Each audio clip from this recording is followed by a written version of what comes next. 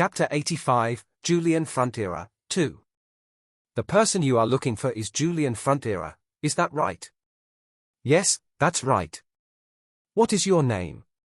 Lloyd Frontiera. And what is your relationship with Julian Frontiera? Relationship? Lloyd paused and thought for a second. Family, he finally said. Since he's related by blood, Julian was his family. But it was awkward for him to utter the word, younger brother.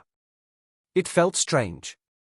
After all, Lloyd had never met Julian before, and he never had a younger brother, let alone a brother back in South Korea. The housemaster didn't have any issues with his response, which relieved Lloyd. Very good. Now, please show me the token to verify your identity. Here. This part was a breeze. He simply held out the family necklace, and the magical verification device in the necklace became activated. Flash! A hologram image floated on the necklace. It was the face of Lloyd. He brought the image near his face, and it turned blue. It was a match. You are verified. Please wait here for a second, said the housemaster. Thank you. Lloyd sat down and waited in the lobby, which was an antique space teeming with dark brown wood and the smell of old books. As he sat all alone there, a sense of nervousness began to creep inside him. Julian, was it? Even the novel didn't mention much about him. Julian Frontiera, the younger brother of Lloyd.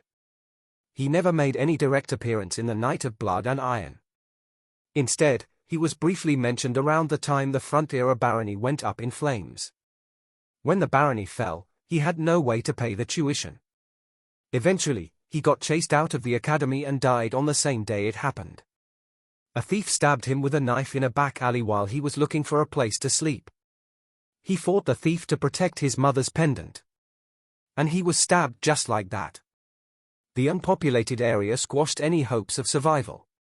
The boy, fallen to the ground of an alley corner, struggled until dawn, desperately calling in his feeble voice for help. But no one came. His final breath was in the puddle of his own blood 30 minutes before the sun rose. His death was a futile, unfortunate one. The book even mentioned that his death was more unfortunate because he was a good student at the academy. His studious nature was all that the book mentioned about him. That was all Lloyd knew about Julian Frontiera. He had absolutely zero idea about his personality, likes and dislikes, and relationship with Lloyd. Nothing. So he was now getting anxious. Goodness. He's not going to see through me, is he? Lloyd dismissed the thought right away. After all, Julian was seeing Lloyd after almost 3 years. Even if Julian found his tone and mannerism to be a little off, Lloyd simply needed to convince him that it was the years of separation that changed him. There's the perfect expression at a time like this. Turning over a new leaf. Turning over a new leaf. An older brother who came to his senses. That was the role he was going to play today. Lloyd was thinking over his plan prior to meeting Julian when he heard someone. What are you doing here? Why did you come here? A grouchy, no, a cold, harsh voice pierced into his ears. Lloyd turned his gaze toward the source of the voice, and there he found a young child who had an air of maturity around him. With orange curly hair and freckles on his face, the boy seemed to be, at most, 15 or 16 years old. His mature impression was even more noticeable in contrast with his physique. He was small, barely going over 5 feet 2 inches. His slim body accentuated his small physique, and the features on his face were cute and small, much like a doll. That's Julian? Lloyd simply stared at a baby-faced boy who he thought was Julian, and this made the boy grimace. Again, why did you come here? He was still grouchy and thorny. Lloyd became convinced after seeing the boy's attitude. Yeah, it's Julian. Lloyd had heard that Julian was the same age as Javier. 21 years old. So Lloyd was a little confused when he saw Julian's much more youthful appearance. But the explicit grouchiness told Lloyd that the boy in front of him was indeed Julian. A corner of Lloyd's lips rose, and he chuckled. Why else? Lloyd rose from his seat and took a big step to get closer to him. That made Julian flinch, but his green eyes nonetheless held much obstinacy, which seemed more like a venomous resolution to remain strong and undefeated. Let's not get too involved with this kid for now. Lloyd and Julian.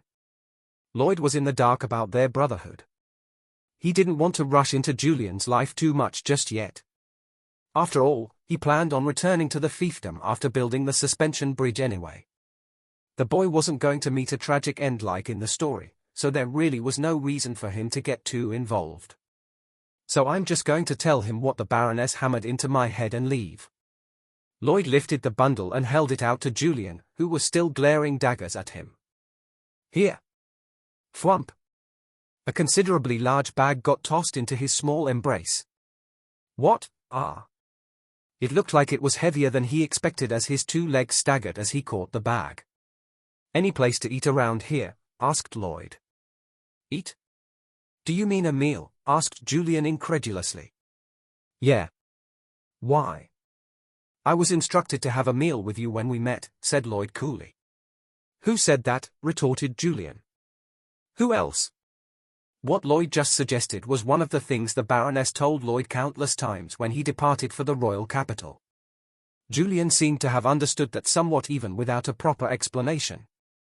Oh, goodness sake. Julian's nose crinkled. This way. Julian spoke, turning with the bag in his embrace.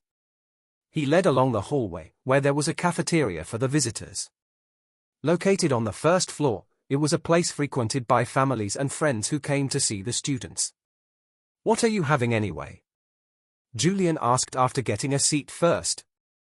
Then he started observing Lloyd. TSK, Julian instantly retracted his decision to observe Lloyd because his mood soured the moment he laid his eyes on him. There wasn't any particular reason behind it. That was how he always felt about his brother. I'm telling you in advance, but you can't drink here, said Julian. It was Julian's way of taking precaution. At the same time, he felt like he was on pins and needles when he remembered the type of person Lloyd was. He can be thrown to the corners of hell, and he'll still go looking for booze. It was Lloyd who had said that his body became all itchy and red if he lived a day without alcohol. And each day, he threw his drunken tantrum at everyone. Breaking stuff in the house was commonplace. Sometimes, he hit people, and Julian wasn't an exception. Arguably, Lloyd whacked Julian the most. When Julian was young, Lloyd beat him for not doing his errands. When Julian grew older, Lloyd beat him for hovering around while he was drinking. His violence grew worse to the point that Lloyd whacked, punched, and kicked Julian for always living an upright life. It pestered Lloyd. That was how much of a piece of trash Lloyd was. He was one of the most disgusting scumbags Julian ever met. And so, Julian couldn't believe the current situation. What could that man possibly accomplish? Just then, an event from a few days ago popped into his head. A man from the royal palace came looking for him and shared the news about Cremo, the city of commerce. The city was the center of Cremona, the region where part of his hometown was located. The man had said that the Gigataton wreaked havoc by arriving on the inland. The sailboats that floated in celebration of the statue construction sank, and the actual statue and the posts were destroyed. Even more, the city district was set on fire. But no one died, according to the man. Moreover, I was told someone exerted superhuman courage and selflessness to fight against the Gigataton. Julian was honestly very impressed, and his heart was filled with awe to the point that it began to thump when he heard the story. The reason behind the man from the palace telling him the story was lost in his thoughts. He was curious. He wanted to know the man behind such a fantastic achievement. He wondered what kind of life the man led and what kind of wisdom he held. Julian Diley wanted to know more about him, and if he could, Julian wanted to meet the man and learn from him. Become a bit like him after personally meeting the amazing hero with his own eyes. In short, Julian was mesmerized by this hero. So he did a double take when he heard the name of the hero, which forced Julian to scratch his head in confusion several times. No way. The hero who saved Cremo, the city of commerce. His name was Lloyd Frontiera. Julian couldn't believe it, and for obvious reasons. But eventually, he was left with no choice but to buy it because the story was told by a man from the palace. So it had to be true. On top of that, the man reminded Julian that he should not speak of this to anyone for the time being, as the official announcement would be made when Her Majesty sent a letter to Lloyd Frontiera. His brain felt numb. The longer Julian listened, the more dazed he became. It felt as though he got hit by a hammer in the back of his head. Lloyd Frontiera? Not in a million years.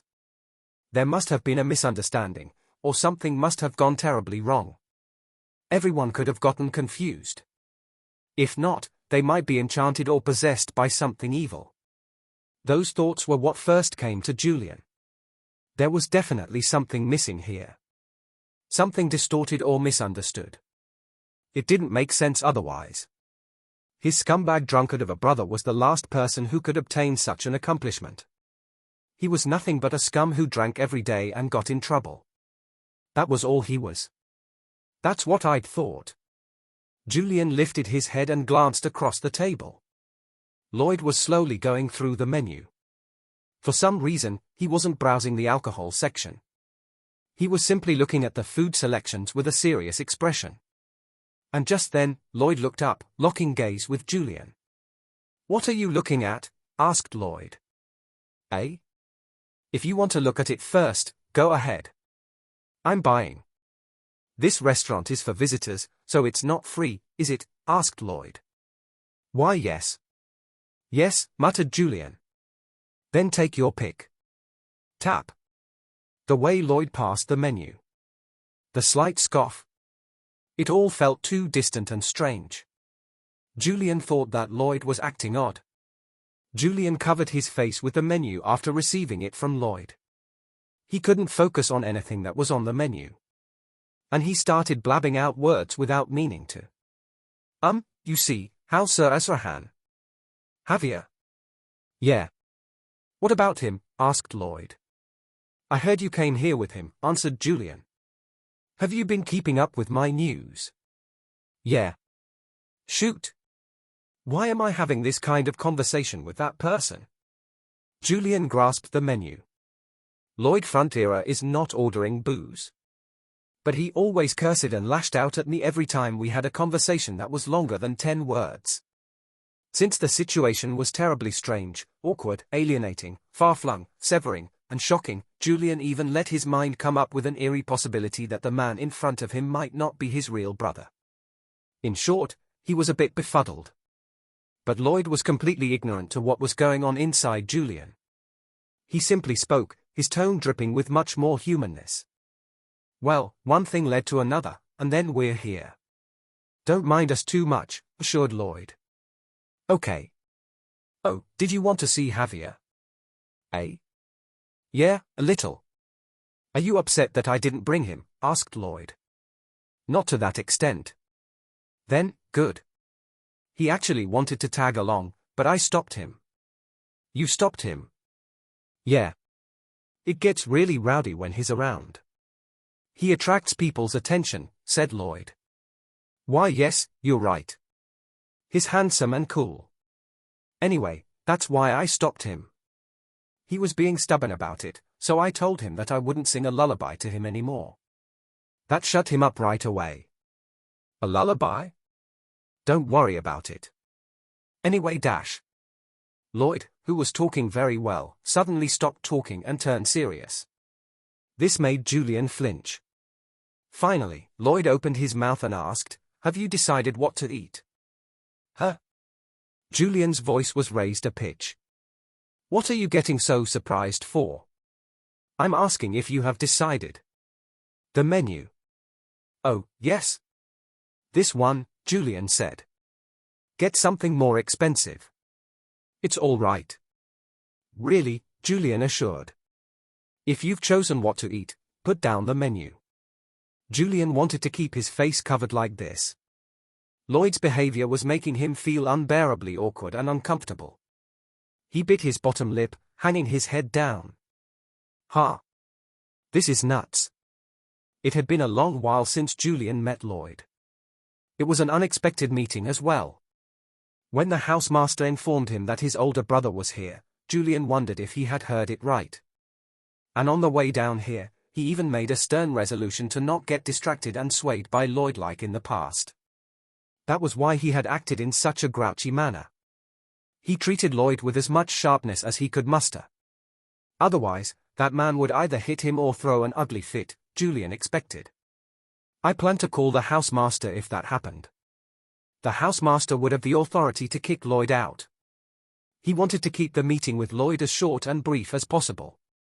But his plan failed within 10 minutes because of Lloyd's eerily normal behaviors. Should I just ask up front why he's acting like this? To be honest, Julian held many questions for Lloyd. For starters, why was he acting so normal? And what kind of scheme did he employ to trick the Cremo people into believing that he accomplished something there? Julian finally lifted his gaze to ask those questions. He then threw a determined gaze at Lloyd, but just at that moment, Julian witnessed something he never expected to see.